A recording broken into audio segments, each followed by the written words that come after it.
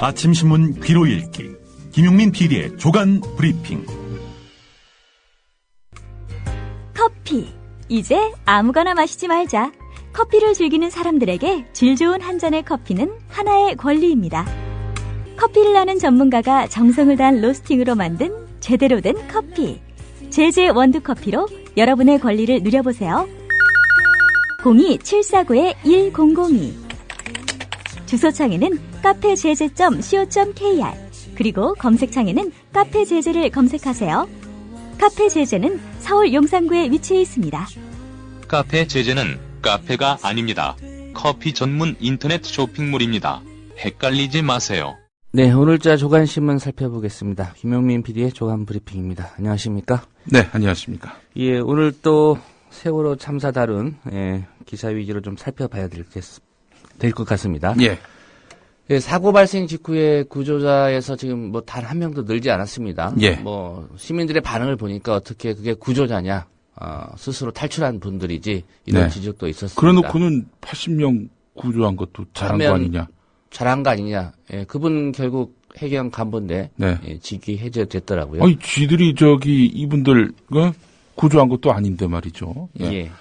어처구니가 없습니다. 오늘 한겨레 신문에 좀 주목할 만한 기사가 있습니다. 예, 박근혜 정부가 그동안 손톱 및 가시라면서 규제를 없애야 한다 이렇게 목소리를 높여왔지요. 자, 그런데 없앤 규제 중에는 선장의 안전점검 책임도 있었다고 합니다. 예.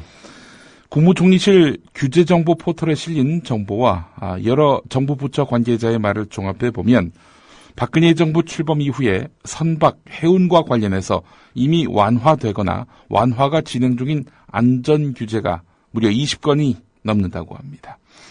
지난해 6월 정부는 해사안전법 하위 법령이라 할 수 있는 인증심사 사무처리 규정을 개정했는데요. 배를 운항하는 선장에게 주어진 안전 관련 부적합 사항 보고 의무와 매년 실시하는 내부 심사를 없앴다고 합니다. 선장의 안전점검 책임을 면제해 준 건데요. 해수부 관계자들 이야기는 이렇습니다. 선장이 이 문서작업 너무 많다. 이거 부담을 덜어달라. 이런 요구가 있어가지고 이걸 받아들인 것이다라고 이야기됐습니다. 예. 업계가 요구했고 그걸 박근혜 정부가 들어줬다 이 얘기죠? 그렇습니다. 자, 완화를 추진 중인 규제도 여럿 있는데요. 현재 해양수산부는 화물선과 여객선 등에 선적되는 컨테이너에 대한 안전규제를 담고 있는 선박안전법 시행규칙 개정을 준비하고 있습니다. 지방해양항만청이 컨테이너 안전점검 업체에 대한 현장 점검을 연 1회 이상 이렇게 하도록 한 규칙이 있었는데요. 예. 연 1회 이상에서 연 1회로 못 박았습니다. 연 1회, 그보다 더 많이 할 수 있도록 한 그런 규정을 1년에 한 번만 해도 된다. 이렇게 바꾼 거죠. 예. 자, 규제 정보 포털을 보면은 정부는 이 규정의 완화를 추진하게 된 그런 이유로 현장 점검이 과다할 경우 안전 점검 업체의 부담이 가중된다. 이렇게 밝혔습니다. 업체가 힘들어하니까 점검 조금만 하자. 이런 취지로 규제를 없앴다는 겁니다. 경향신문에 비슷한 내용의 기사가 있습니다. 10면인데요. 한겨레 예. 기사와 겹치지 않은 것들 짚어보겠습니다. 선장이 휴식할 때 1등 항해사 등이 업무를 대신하는 거 요거 내년 1월부터 허용이 된다고 합니다. 이 법은 지난 8일 국무회의를 통해서 이제 입안이 된 건데요. 입법이 된 건데요. 지금은 당직자만 일시적으로 업무를 대신할 수 있는데요. 앞으로는 예인선은 일반 선원이 야간 당직을 서지 않아도 됩니다. 항로 표지 장비 용품 중에 축전지는 별도 검사를 받지 않는다고 합니다. 이렇게 된다면 부실한 축전지를 구매해서 항로 표지 장치에 부착하더라도 사전에 걸러내기 힘들게 됐습니다. 해양수산부는 항만 내의 위험구역에서 이루어지는 배 수리 작업을 원칙적으로 허용하기로 했습니다. 항내는 다른 선박들이 많이 오가는 데다 수리 작업 때 사고가 나면은 피해가 클 수 있기 때문에 그동안 허가가 까다로웠는데요. 이게 쉽게 해주겠다는 겁니다. 예. 이 김태윤 한양대 교수가 한겨레와 인터뷰에서 밝힌 말인데요. 업계와 공무원 간의 이익 동맹이 이루어진 상황에서 안전규제와 같이 불특정 다수에게 피해를 줄 수 있는 규제부터 완화되는 경향이 뚜렷하다. 사실 업계를 힘들게 한 게 뭡니까? 뭐 온갖 안전규제 아니겠어요? 공무원은 또 이거 쉽게 풀어줄 수가 있단 말이죠. 서로 뜻이 맞게 되면은 안전규제부터 손보고 이걸 느슨하게 만들어버린다라는 겁니다. 특히 부처 사이에 규제 완화와 관련한 실적 경쟁이 치열해질수록 안전규제가 더욱 헐거워지는 것은 예정된 수순이다. 이렇게 또 이야기를 했습니다. 예. 관련해서 이렇게 참사가 발생하면 피해는 고스란히 국민들의 몫이고요. 불특정 다수에게 돌아가는 거죠. 예. 자, 이게 참, 뭘 잘 알지도 못하면서 원수 암덩어리 운운하고요. 무지하고 무능하기 이를 데 없는 지도자. 또, 한 치 앞도 못 내다보는 이런 지도자의 말 한마디에 굽신굽신하는 공무원들. 이게 바로 대형 참사를 부르는 구조적인 그런 요인입니다. 예. 관련해서 오늘자 경향신문에 칼럼이 하나 실렸습니다. 예. 홍기빈 글로벌 정치경제연구소장인데요. 오늘자 경향신문 시스템은 규제가 만든다. 이런 제목의 글을 실었습니다. 세월호 사건의 원인 규명은 아직 기다려봐야 하겠지만 설령이 오래된 배를 그것도 무리하게 증축한 것이 원인이라는 지적이 많다. 이게 원래 20년 된 배 아닙니까? 예. 이거를 두 차례나 증축을 했다는 거 아닙니까? 이 점을 지적하고 있는 겁니다. 선박 수명에 대한 실로 과감한 규제 완화가 이루어졌을 뿐 아니라 배의 안전성에 치명적인 증축에 관련된 규제들도 무시된 셈이다. MB정부 때 20년까지만 배를 볼 수 있는 걸 30년으로 늘려놓지 않았습니까? 예. 이 배, 세월호가 올해 20년이고요. 예. 대형 여객선을 운영하는 승조원들의 고용 구조를 보면 놀랍다. 도대체 정규직이라 할 사람이 있는지 의심스러우며 선장조차 촉탁직에다가 월 급여가 300만 원이 채 되지 않는다. 한두 개의 규제가 없어지고 그 결과 한두 군데에서 꼬리에 해당하는 일들이 벌어진다고 바로 대형 사고가 일어나지는 않는다. 그와 연결된 다른 과정에서 규제가 버텨주기 때문에 이것이 우리가 바로 시스템이라고 부르는 것이다. 하지만 오히려 모든 곳에서 규제를 철폐하고 개개인들이 맹목적으로 자기 이익만 추구하는 것이 새로운 규범이 돼버리면 이 꼬리의 행동 그리고 사건들이 도처에서 일어나게 되며 이것들이 중첩되면 마침내 보통 상상하기 힘든 거대한 재난, 즉 퍼펙트 스톰이 되고 마는 것이다.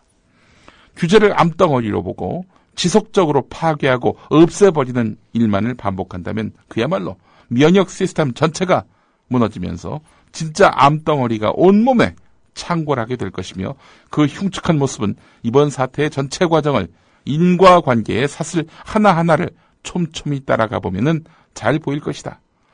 시스템이란 곧 규제다. 피할 수 있었던, 막을 수 있었던 그 너무나 억울한 죽음들을 보면서 우리가 배워야 할 교훈이다. 그러고도 이를 배우지 못한다면 언젠가 이보다 더 큰 대가를 치르게 될 날이 올 수도 있다. 홍기빈 소장 칼럼 내용이었습니다. 예. 그런데 오늘 아침 신문들, 아침 신문뿐만 아니라 좀 방송도 마찬가지인 것 같습니다. 예. 예. 정부의 이런 시스템의 부재, 예. 이걸 지적하기보다는 예. 결국 해운선사, 예. 또 이를 뒷받침한 관료 출신들, 이른바 해피하라고 지금 거론을 하고 있는데. 해수부 마피아. 예. 예. 여기에 좀 집중하고 있는 모습이죠. 그렇습니다. 자, 이런 기사들만 있으면은 대통령의 책임은 잊혀지기 마련이죠. 경향신문 사설을 보겠습니다.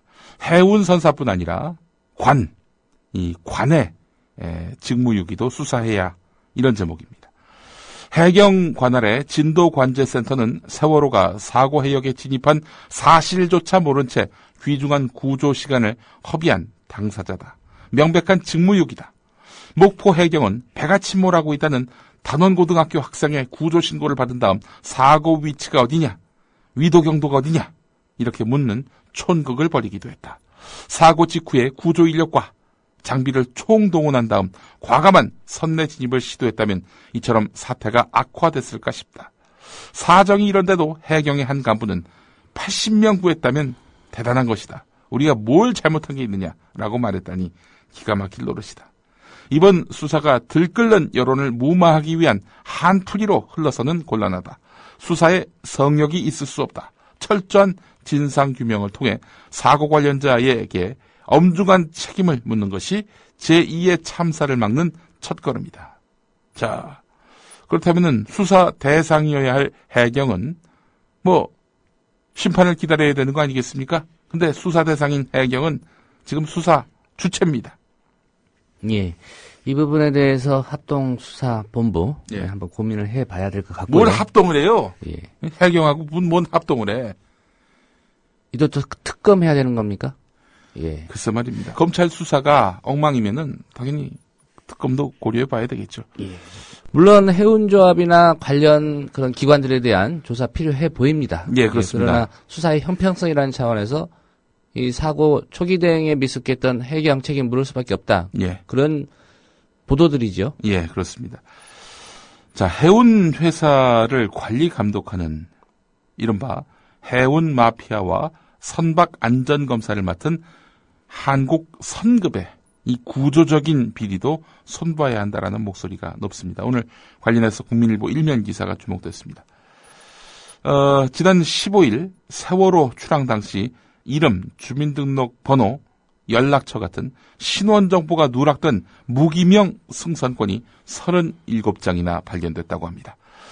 여객선은요, 발권한 승선권에 이름과 주민번호 앞자리 등 신상 정보를 기재해야 탑승할 수 있습니다. 이걸 적지 않으면 승선이 거부됩니다. 예. 바로 이번과 같은 해양 사고의 특성상 탑승자의 정확한 신원 정보가 필요하기 때문입니다. 그런데도 무기명 승선권이 무더기로 발견됐다는 건 그만큼 관리 체계가 허술하고 그 배경에는 무엇이 있는지 따져봤을 때 해운사가 있다는 점을 알 수 있게 된다는 겁니다. 인천항의 승선권 발권 그리고 기록 통계 관리는 해운사들이 도맡아 합니다. 단골 고객 우대, 운임 후불 정산 같은 상황에 따라서 발권 시스템을 조작해도 이걸 견제할 기관이 없다고 합니다. 세월호 침몰 후에 승객 명부에 없는 시신이 잇따라 발견되는 것도 이런 이유입니다.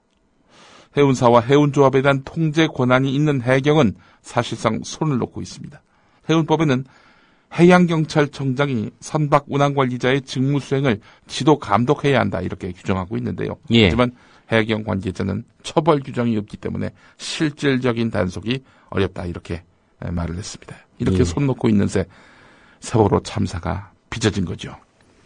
네, 선박 안전검사를 담당하고 있는 것이 한국선급이라고 하시지 않았습니까? 예. 그런데 해양수산부가 한국선급의 부실검사, 이 내용을 적발하고도 경징계만 했다. 이런 예. 지적이 있죠? 한국일보 보도입니다. 해양수산부가 2011년 10월에 한국선급을 감사하고 만든 자체감사 처분 요구서가 공개가 됐는데 보고서를 보니까 기막힙니다.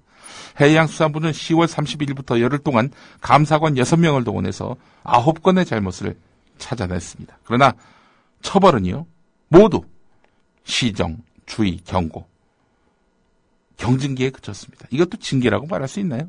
어쨌든 시정, 주의, 경고, 솜방방이 징계를 받았습니다. 적발된 규정 위반 가운데 선박 안전 관련이 무려 3건이나 되는 아주 심각한 사안이 적지 않았다는 점을 감안한다면 시정, 주의, 경고 이런 경징계를 내린 것은 도무지 이해하기가 어렵습니다. 대표적으로 어떤 것들이 있느냐. 한국선급은요. 해양사고에 대응해서 선박안전대책위원회를 설치하도록 한 규칙을 어겼습니다. 화재나 좌초 같은 그런 이유로 배가 부서지거나 인명피해가 난다면 위원장이 판단해서 선박안전대책위원회를 설치해야 하고 위원회는 원인을 규명하고 재발 방지 또 선박안전대책을 마련해야 하는데 2011년 7건의 대형 해양사고가 발생했음에도 불구하고 한국선급은 단 한 번만 위원회를 열었습니다. 예. 그해 9월에 발생한 현대 설봉호 사고의 경우 배에서 화재가 발생해서 승객 130명이 죽을 고비를 넘긴 사고였지만 위원회는 열리지 않았습니다. 하지만 징계는 주의에 그쳤던 거지요. 자, 이에 대해서 감사실 관계자, 해양수산부 감사실 관계자는 당시 상황을 종합적으로 판단하지 않고 처벌이 약한지 말하기는 곤란하다. 하지만 가장 약한 징계를 내린 것은 맞다. 이렇게 답했습니다. 자, 저 선박 안전검사를 지금 한국선급이 대행한다고 말씀을 드렸는데요. 이쯤 되면은 대행기관을 바꿀 만도 할 텐데 이런 생각이 드시죠? 하지만 바꿀 수도 없습니다. 한국선급과 선박안전기술공단만 검사 기술을 갖는 터에 이 선박안전검사 다른 데 맡길 데가 없다는 겁니다. 자, 이 고삐 풀린 한국선급에게 국내 대형 선박의 안전이 달려있는 것입니다. 예.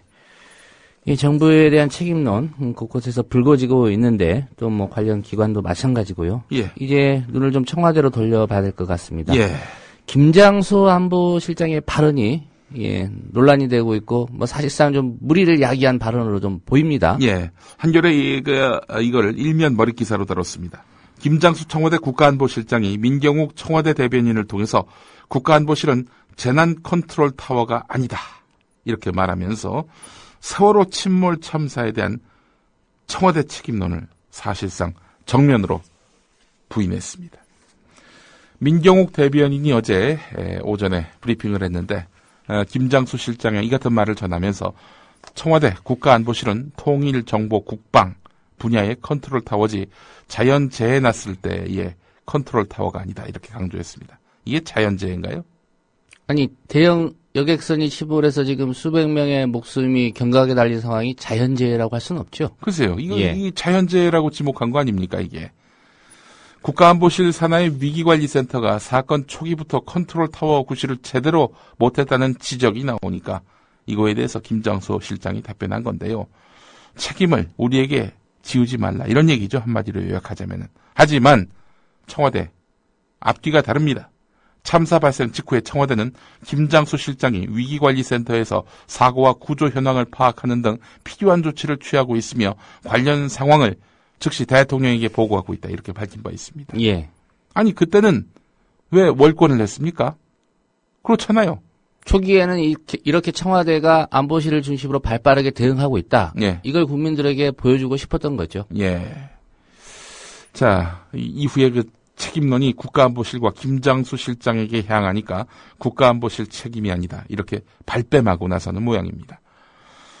김장수 실장과 청와대의 이런 태도는 재난대처에 대한 그 주무를 청와대가 아닌 안전행정부가 총괄한다는 현 정부의 재난대응 체계에 기댄 것이긴 하지만 세월호 참사 대응 과정에서 드러난 이 청와대의 무책임한 태도와 상황인식을 그대로 보여주는 것이기도 합니다.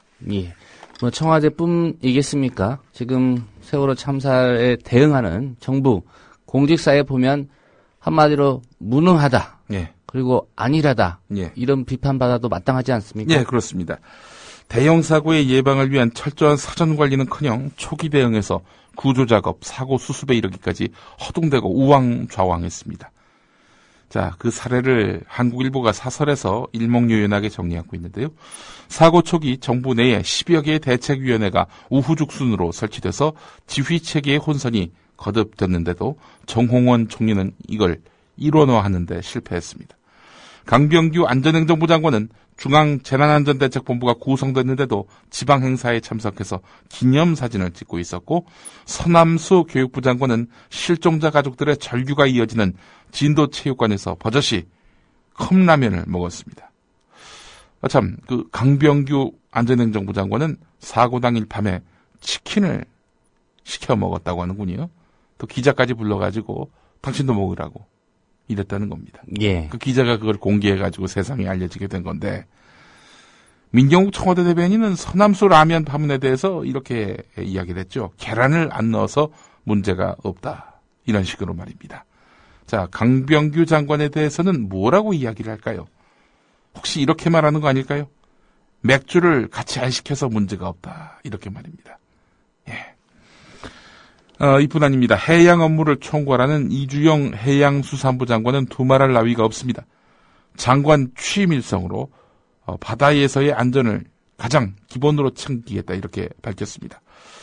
그 말을 국회에서도 했었죠. 예. 근데 그 다음날 바로 세월호 참사가 터졌습니다. 그리고 이번 사고 수습 과정에서 아무런 역할을 하지 않았다라는 비판을 받고 있습니다.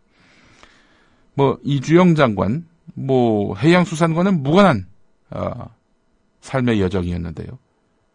그래서 왜 이 양반을 해양수산부 장관으로 임명했느냐라고 했을 때 항만이 있는 경남 마산에서 태어났다는 거. 뭐 이게 거론되더군요. 예. 뭐 항만이 있는 도시에서 태어난 것 말고는 해양수산과 무관한 장관의 예고된 파문이다. 이렇게 볼 수 있겠습니다. 예. 아무도 책임을 안 지겠다는 건데 이러면 정부가 뭐하러 있습니까?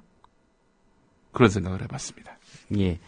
한겨레 신문 기사의 제목, 예, 사설입니다. 이런 제목입니다. 한 명도 못 구한 무능정부, 통제에는 실력 발휘. 예, 어떤 내용입니까? 예. 어제 국민일보 기사를 인용한 부분으로 사설이 시작됩니다. 해경이 침몰 사고 당일 청해진 해운에 보낸 공문은 두 눈을 의심하지 않을 수 없다. 세월호가 침몰한 부근 어장의 피해가 우려되기 때문에 조속히 선박을 인양하라고 재촉하는 내용이다. 아니 수천 톤급 이걸 어떻게 업체 보고 인양하라는 겁니까? 침몰을 했는데 수많은 학생이 가라앉은 배 안에서 애타게 구조를 기다리고 있는 그 순간에 또 그런 공문을 보낼 수가 있습니까? 이런 상황에서 어장, 양식장의 오염 발생 피해 운운하는 이런 해경의 무감각과 몰상식이 참으로 놀랍다라고 한겨레는 지적하고 있습니다. 이것 하나만 봐도 사고 당일 해경의 대처가 얼마나 부실했는지 능히 짐작할 수 있다는 거지요.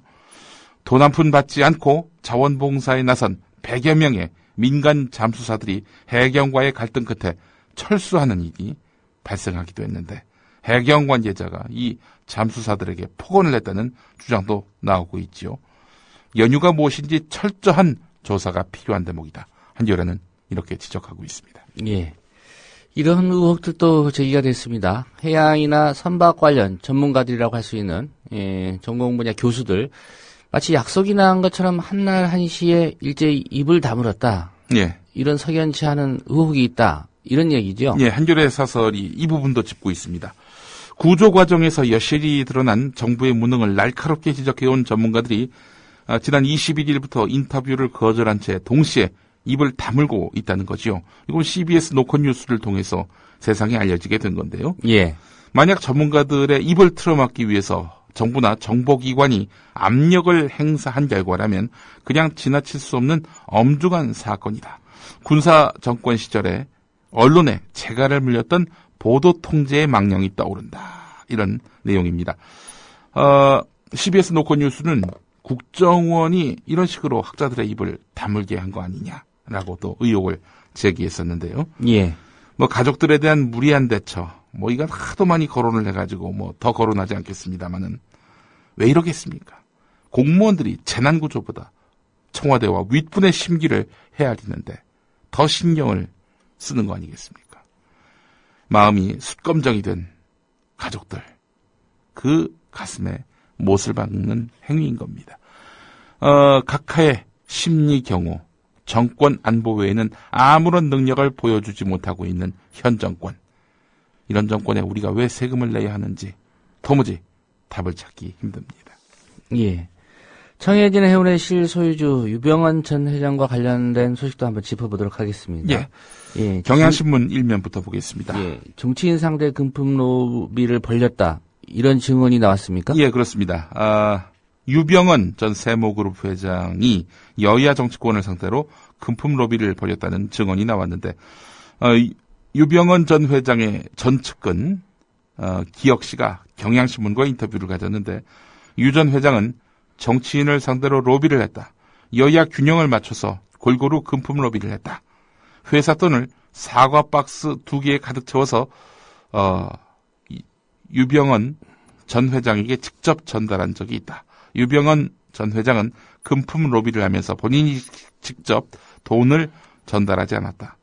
심부름꾼이나 정치인의 아랫사람이 만나서 돈을 주고받았다. 이렇게 밝혔다고 하는군요. 심부름 역할을 한 사람 니은 씨라고 특정인을 거명했는데 말이죠. 예. 니은 씨는 현재 청해진 해운 관련 회사의 임원으로 있다고 하는데 말이죠. 자, 검찰 수사가 정치권 로비 의혹으로도 확대될지 주목됩니다. 예. 세계일보는 관련해서 국세청에 대한 로비서를 제기를 했습니다. 예. 세월호 선주사인 청해진 해운과 모 회사인 천해지가 지난 10여 년간 접대비로 50억 가까운 비용을 지출한 사실이 확인되면서 그 돈의 사용처에 대해서 세간의 관심이 쏠리고 있다. 이런 내용을 전하고 있습니다. 접대비 사용처를 가늠할 만한 일부 단서는 확인된 상태라고 하는데요. 예. 검찰은 2010년에 천혜지가 국세청 특별세무조사를 받던 당시 천혜지 임원들이 국세청을 상대로 로비를 벌였다는 의혹을 확인하고 이걸 재수사하는 방안을 검토하고 있습니다. 물론 이 의혹에 대한 수사 완료가 됐는데요. 국정원 직원과 천혜지의 세무 업무를 맡았던 전직 국세청 출신 세무사를 뇌물수수 혐의로 처벌하는데 그쳤습니다. 국세청과 검찰은 세무조사가 벌어질 당시 천혜지의 그 접대비를 주목하고 있는데요. 천혜지는 특별 세무조사를 앞두거나 진행 중이던 2009년에서 2010년에 각각 7억여 원의 접대비를 지출해서 평년에 2배 가까이 쓴 점에 주목하고 있습니다. 예. 중앙일보 보도도 잠깐 살펴보겠습니다. 예. 청해진의 오늘 실소유주인 유병헌 전 회장. 예. 370여억 원을 들여서 5,600억 원의 세무 왕국을 재건하겠다. 예. 이런 보도가 있죠? 네. 재건을 했다는 거지요. 법정관리의 허점을 이용해서 기업 4곳을 헐값에 되찾았고 기독교 복음 침례회라는 사실상 자신이 이제 오너로 있는 교단에서는 258억 원을 계열사에 빌려줘서 차명재산 의혹을 받고 있는데요. 이런 것들이 가능하기까지 이 관에 말하자면은 선처와 또 방기 이런 것들이 있지 않았겠나라는 의심은 충분히 듭니다. 이 유병헌 전 회장의 비자금 의혹은 서울신문도 보도했는데요. 오래돼서 낡은 세월호를 업계약했다는 건데요. 업계약. 그 실거래보다도 높게 신고하고 매매금 일부를 돌려받는 일이죠. 이런 건 관행이라고 업계는 밝히고 있는데 싼 배를 살수록 챙길 수 있는 금액은 많아지겠지요. 싼 배를 살수록 그 꽁쳐들 돈의 액수도 많아지겠지요. 자, 이런 식으로 비자금을 조성한 거 아닌가 하는 그런 의구심을 오늘 신문들은 전하고 있습니다. 자, 서울신문을 보니까 이런 내용도 있네요. 지방선거 전에 내각 총사퇴 가능성이 있다는 겁니다. 청와대와 여권 내부에서 세월호 침몰 참사로 민심 수습을 위해 정홍원 국무총리를 포함한 전면적인 인적 쇄신 기류가 본격적으로 불거지고 있다는 겁니다. 여권의 복수 고위 관계자는 박근혜 대통령이 그동안 강한 경고 메시지를 던지며 참아왔다. 민심을 추스르기 위한 인적 쇄신이 필요하며 이 과정에서 국정을 재정비하고 혁신 동력을 찾아야 한다. 이렇게 말했습니다. 여권의 복수 고위 관계자는 박 대통령이 참아왔다라고 말을 했네요. 예. 역시 이런 부분에서도 박 대통령은 이 사건과 무관하시다라는 점을 강조하고 있는 건데, 자, 아무래도 지방선거를 앞둔 시점에서 아무 일도 안 했다가는 큰일 나겠다라고 여권이 생각하고 있는 모양입니다. 관련한 조선일보 기사 한 줄 소개하겠습니다. 이 같은 전면 개각론은 최근 떠오른 여당의 지방선거 참패론이 직접적인 배경이다.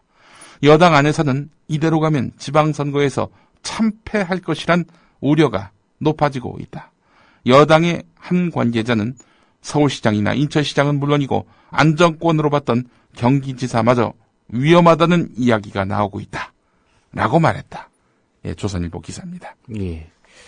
새누리당에서는 자나깨나 선거 걱정이군요. 네, 그렇습니다. 오늘 여기까지 하겠습니다. 네, 김용민 PD의 조간 브리핑이었습니다. 국민 라디오 지지하는 4가지 방법 아시나요? 다운로드하기, 별점 주기, 댓글 달기, 구독하기. 국민 라디오를 보다 많은 이들에게 전할 수 있는 가장 손쉬운 방법. 다운로드하기, 별점 주기, 댓글 달기, 구독하기. 잊지 마세요. 다운로드하기, 별점 주기, 댓글 달기, 구독하기.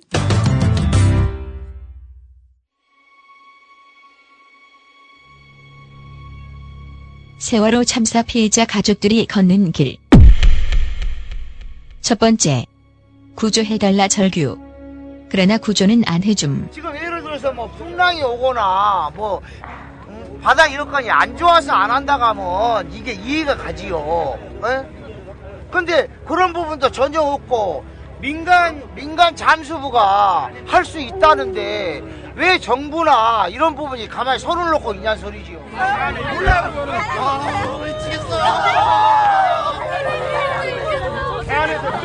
대안에서 문자 한테 사달라고. 빨리. 문자 갖자. 안 해서 제발 좀 알려주세요. 여기라도 따서 해주세요. 두 번째, 시신을 먼저 보여달라 요구. 그러나 안 보여줌. 행복하게 배가 들어와요. 그럼 그 배를 접안하는 데가 있잖아요. 제가 거기 내려갔어요. 시신을 들어오자마자 제일 처음으로 봐야 될 게 가족이에요. 만약에 손상이 돼 있거나 훼손이 돼 있을 수도 있잖아요. 근데 우리를 거기 접안하는 데다 못 있게 하고선 위에 대피소로 다 옮겨놓더라고요. 그래서 그걸 이해를 했어요. 그래서 밑에서 국가수에서 먼저 시신을 받아서 소지품이라는 걸 확인을 해요. 그리고 그 시신이 올라와요. 그럼 두 번째로도 우리를 보여주는 게 아니고 지들이 위에다 차려놓은 영안실에다가 시신을 꽁꽁 싸면서 거기다 먼저 넣은 다음에 시신을 막 다 닦더라고요. 그래서 내가 한 번 더 그랬어요. 내가 가족인데 거기서 올라오자마자 처음에 발견한 건 아니냐. 세 번째, 연고지에 가서 거만하겠다고 요구. 그러나 문 잠그고 거부함. 내 이 무식한 말로 아까 누가 얘기했죠? 살아있는 사람 죽여서 왔는지 어저께 죽은 사람 그저께 죽었다고 할지 모르겠다는 얘기예요. 쟤들 회피하기 위해서 어떤 모략이 있는지 모르겠지만 그것이 난 궁금한 거예요. 내가 필요한 연고지에 가서 나 거만하겠다는데 문 잠가놓고 열어주지 않았는데 안치실에. 네 번째, 시신을 봤으나 멀쩡함. 왜 서둘러 구조하지 않았냐고 물어봄. 그러나 답변이 없음. 첫 번째 나온 게 여자였어요. 전부 다 5명이 학생이었는데 여자 3, 남자 2였습니다. 그래서 저도 제 아들인가 싶어서 확인을 하기 위해서 갔어요. 첫 번째 여자는 피부가 거짓말 하나도 없습니다. 물에 있으면은 물기가 닿았으면 썩었을 건데 피부가 사람 그대로 피부가 있었어요. 여자가. 두 번째는 남자가 나왔는데 오만 지정이 다 썩어서 알아볼 수가 없었습니다. 그거는 분명히 죽은 데가 오래됐어요. 첫 번째는 죽은 데가 얼마 안 됐다는 결론입니다. 세 번째 나온 게 우리 아들이었는데 아들이라고 내가 여기까지 데리고 왔습니다. 왔는데 어떠냐? 입에 벗금이 나와 있었어요. 얼굴 형태도 내가 다 알아봤고 여드름이고 뭐고 그 피부가 그대로 자체 다 있었습니다.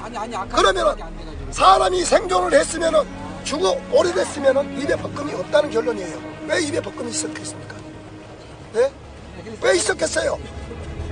죽은 데가 얼마 안 됐다는 결론 아닙니까? 대한민국 국민의 현실. 4일 동안 뭐 했냔 말이야 여기서. 대안도 모르고 누굴 믿고 사냔 말이야 이 나라에서. 누가 저한테 사과하세요. 진정대사 같으면 책임이 돼야지.